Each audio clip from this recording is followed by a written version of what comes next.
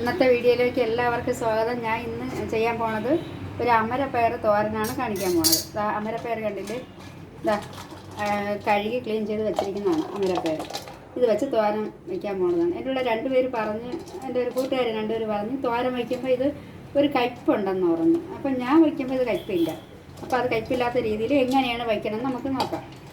അപ്പോൾ ഞാനിത് നല്ലവണ്ണം കഴുകി കൊണ്ട് വെച്ചതാണ്. ഇനി നമുക്ക് അത് അരിഞ്ഞെടുക്കാം. അതെങ്ങനെയാണെന്ന് വെച്ചാൽ മൂടും തലപ്പൊക്കെ മുറിച്ച് കളഞ്ഞിട്ട് ഈ സൈഡ് ഉണ്ടല്ലോ, ഇതിൻ്റെ സൈഡിൽ 2 വര പോലെയുള്ള ഭാഗം ഉണ്ടല്ലോ, അത് നല്ല കട്ടിയുള്ള ഭാഗമാണ്. അത് ഇങ്ങനെ എടുത്ത് കളയണം. അത് ഈ വലുതിന് മാത്രം എടുത്താൽ മതി, പിഞ്ചായിട്ടുള്ളതിനെ എടുക്കേണ്ട ആവശ്യമില്ല. ഉണ്ടേ, ഇതെടുത്ത് കളഞ്ഞിട്ട് നമ്മൾ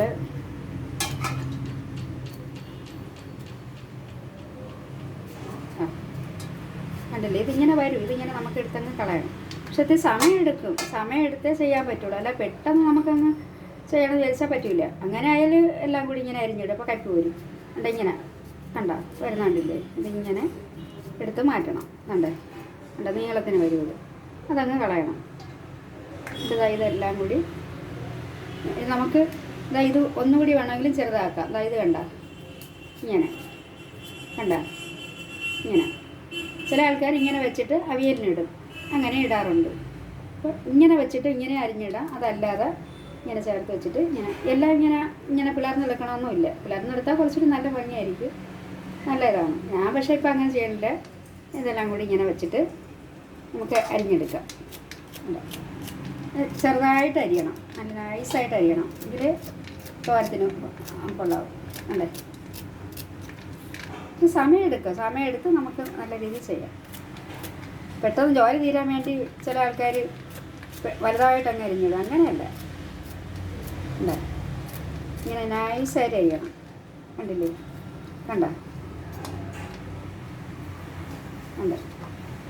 കണ്ടില്ലേ, ഇങ്ങനെ അരിയണം.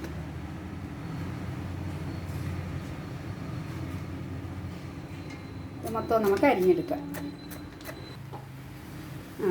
മൊത്തം അരിഞ്ഞ് കഴിഞ്ഞു. കണ്ടില്ലേ, അല്ല നൈസായിട്ടാണ് അരിഞ്ഞത്. നമ്മൾ കുറച്ച് ക്ഷമ വേണം. ക്ഷമ ഉണ്ടെങ്കിലേ നമുക്കിങ്ങനെ ചെറുതായിട്ട് അരിയാൻ പറ്റും. പെട്ടെന്ന് തീർക്കണമെന്ന് വിചാരിച്ചാൽ പറ്റില്ല. ഇത്രയാണ് ഞാൻ അതിൽ നിന്ന് എടുത്ത വേസ്റ്റ്. എൻ്റെ സൈഡെല്ലാം അരിഞ്ഞ് ഇങ്ങനെ എടുക്കണം. ഇങ്ങനെ വരും. അത് എടുത്ത് മാറ്റി. ഇനി നമുക്ക് തോരൻ വയ്ക്കാം. ചട്ടി അടുപ്പിൽ വെച്ചിട്ടുണ്ട്. കുറച്ച് ശകലം മതി എണ്ണ.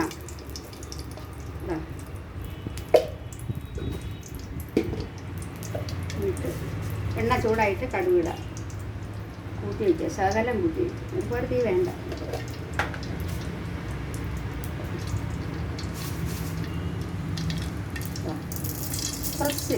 കുറച്ച് കടുകിട്ടാൽ മതി. പൊട്ടട്ടെ.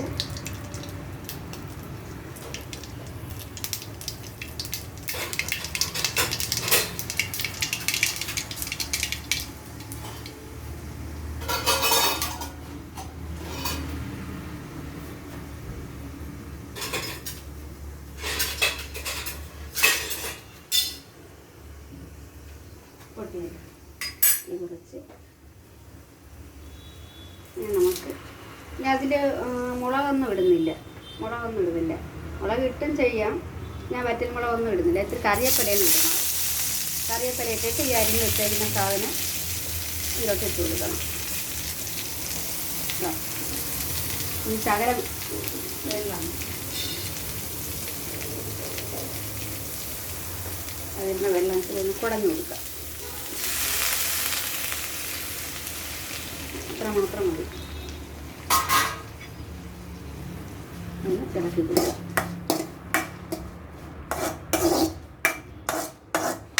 കടുവർക്ക് വറ്റൽമുളകും ഇടാറുണ്ട് ചിലവർ. ഞാൻ ഇടുന്നില്ല, വറ്റൽമുളക് വേണ്ട. ഇങ്ങനെ ചെയ്യും.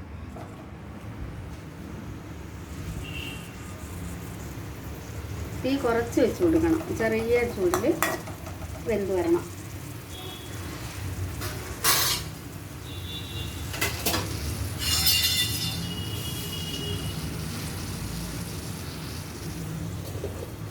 ഇടയ്ക്കിടയ്ക്ക് നമുക്ക് അടപ്പെടുത്തിട്ട് നോക്കിയിട്ട് അത് ഇളക്കിയിട്ട് കൊടുക്കണം. ഇങ്ങനെ വേറെ നമുക്ക് നോക്കാം എന്തായിരുന്നു. കണ്ടില്ലേ, എന്താ വെന്ത് വരണമുണ്ട. ചെറിയ തീരെ നമ്മൾ വയ്ക്കാവൂ, വലിയ തീരെ വയ്ക്കരുത്. എന്നല്ലേ എന്താ നല്ലതായിട്ട് വെന്ത് വരുന്നുണ്ട്. ഇരുന്ന് വേവട്ടെ. നമുക്ക് ഇനി അരയ്ക്കാം. അരച്ച് വരാം. പിന്നെ അതിനതാ കുറച്ച് തേങ്ങ എടുത്ത് വെച്ചിട്ടുണ്ട്. കണ്ടോ, കുറച്ച് തേങ്ങ മതി. നമ്മൾ എത്രയാണോ എടുക്കുന്നത് അതനുസരിച്ച് ഞാൻ എത്ര തേങ്ങ എടുത്തിട്ടുണ്ട്. 2 പച്ചമുളക്, ചെറിയ പച്ചമുളക് ആയതുകൊണ്ട് 2 എടുത്തിട്ടുണ്ട്. ഇനി നമുക്ക് കുറച്ച് ജീരകം എടുക്കാം. ശകല ജീരകം, ഇത്ര ജീരകം എടുത്തിട്ടുണ്ട്. മഞ്ഞപ്പൊടി ശകലം, കാരണം അത്രയല്ലേ ഉള്ളൂ. പിന്നെ ഇത് കറിവേപ്പിലയുടെ 2 ഇലയാണ് ഞാൻ അതിൽ നിന്ന് എടുത്തത്. അതും കൂടെ അതിൽ കൂടെ അങ്ങ് അരയ്ക്കാം. ചിലവർ ഇതിൽ കൂടെ വെളുത്തുള്ളിയും കൂടെ ഇടും. ഞാൻ വെളുത്തുള്ളി ഇടുന്നില്ല. ഇപ്പം എത്ര വെച്ചിട്ട് തന്നെ അരിക്കാൻ പോകുന്നത്. എല്ലാം കൂടി മിക്സിയുടെ ജാറിലോട്ട് ഇടാം. ഞാനിപ്പോൾ വലിയ ജാറിലാണ് അരയ്ക്കാൻ പോകുന്നത്. എനിക്ക് അതാണ് ഇഷ്ടം.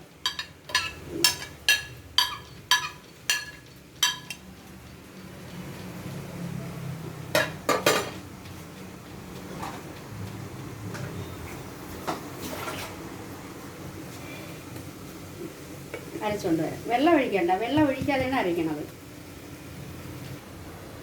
എന്താന്ന് നോക്കാം. ആഹാ, വെന്ത് കണ്ടില്ലേ, വേറെ നല്ലവണ്ണം വെന്ത്. ഇത് നമുക്ക് ഉപ്പിട്ടില്ല, ഞാൻ ഉപ്പ് ചേർത്തില്ല. ശകലം കൂടെ കറക്റ്റായിരിക്കും, അല്ലെങ്കിൽ ഇടാം. ഇനി നമുക്ക് അരച്ചുകൊണ്ട് വന്നിട്ടുണ്ട്. ഇങ്ങനെയാണ് അരപ്പ്. ഉണ്ടോ, ചതച്ചതല്ല, ചതയ്ക്കുന്നേക്കാളും ശകലം കൂടെ ഒന്ന് അരഞ്ഞിട്ടുണ്ട്. കണ്ടോ, ഇതാണ് പരിവ്. ഇങ്ങനെ ഇരിക്കണം. ചതച്ചെടുത്താൽ കൊള്ളില്ല, ചതയ്ക്കുന്നേക്കാളും ശകലം കൂടി ഒന്ന് അരയ്ക്കണം.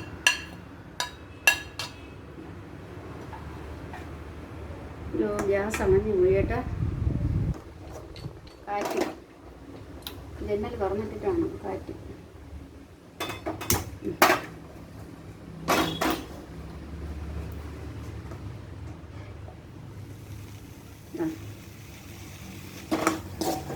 കണ്ടില്ലേ, തോര റെഡി ആയിട്ടുണ്ട്.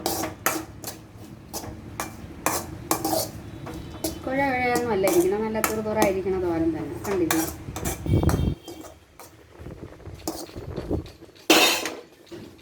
കാറ്റ്, നല്ല കാറ്റുണ്ട് ഇവിടെ. ഈ കടലിൽ നിന്ന് വരുന്ന കാറ്റാണത്. നോക്കട്ടെ, ഉപ്പ് ശകലം കുറവുണ്ട്.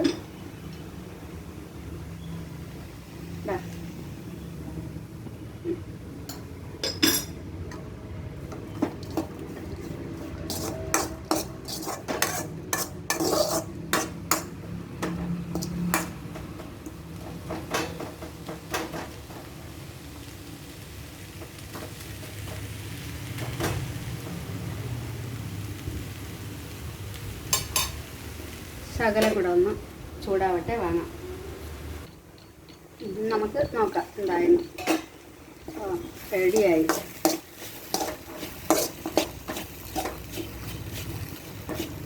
കണ്ടില്ലേ,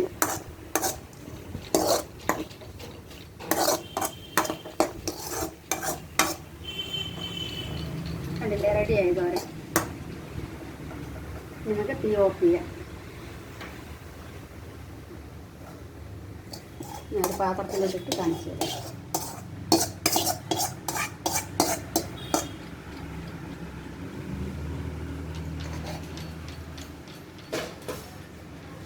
കണ്ടില്ലേ, അമരപ്പയർ തോരൻ. കയ്പും ഇല്ല, ഒന്നുമില്ല, നല്ല ഭംഗിയുള്ള തോരനാണ്.